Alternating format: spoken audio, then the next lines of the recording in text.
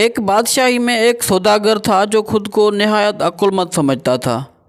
وہ شہر شہر گھوم کر اپنا تمام مال تجارت فروخت کرتا تھا۔ اسے جب کاروبار میں نفع ہونے لگا تو دوسروں کے مقابلے میں کامیاب انسان سمجھتے ہوئے اس نے خود کو عاقل کہلوانا شروع کر دیا اور لوگ اسے اسی نام سے جاننے لگے۔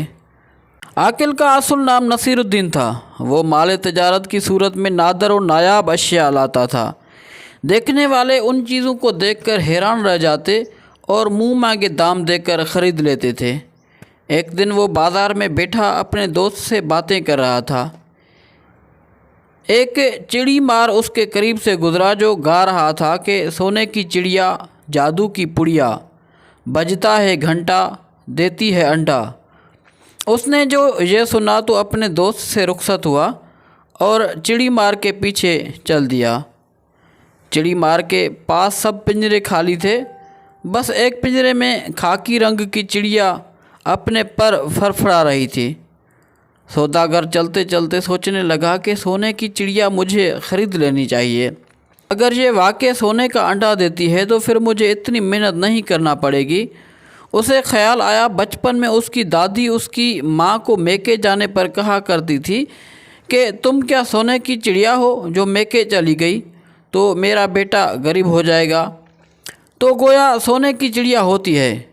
بس اس کی یہ خواہش تھی کہ کاش اس کے پاس وہ چڑیا ہو۔ چڑی مار کو روکتے ہوئے سوداگر نے کہا، بھائی کیا یہ واقع سونے کی چڑیا ہے؟ یہ تو عام سی چڑیا لگ رہی ہے۔ چڑی مار نے اسے اوپر سے نیچے تک دیکھا اور جان گیا کہ کوئی بیوقوف شخص ہے جو امیر ہونا چاہتا ہے۔ اس نے یقین دلایا، بھائی چڑیا نہیں، جادو کی پڑیا ہے۔ 14ویں رات کو جب دور کہیں گھنٹا بجتا ہے تو یہ سونے کا انڈا دیتی ہے۔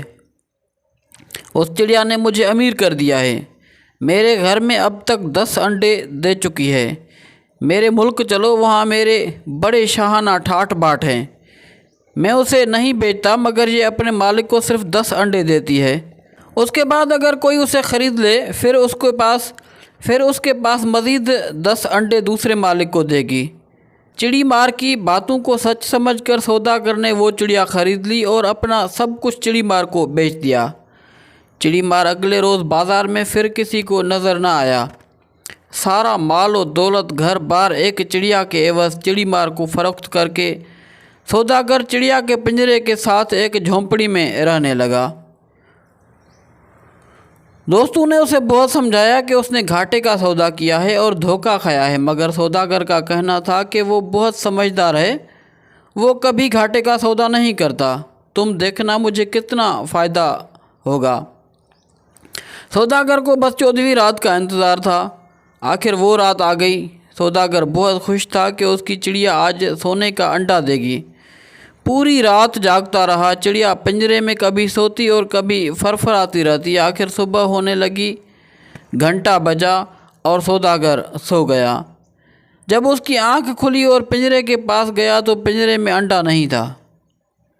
وہ سر پکڑ کر بیٹھ گیا، بہت پچھتایا اور اس نے سبق سیکھا کہ غیر ضروری خود اعتمادی، غرور اور تکبر کبھی کبھار انسان کو پچھتانے پر مجبور کر دیتا ہے۔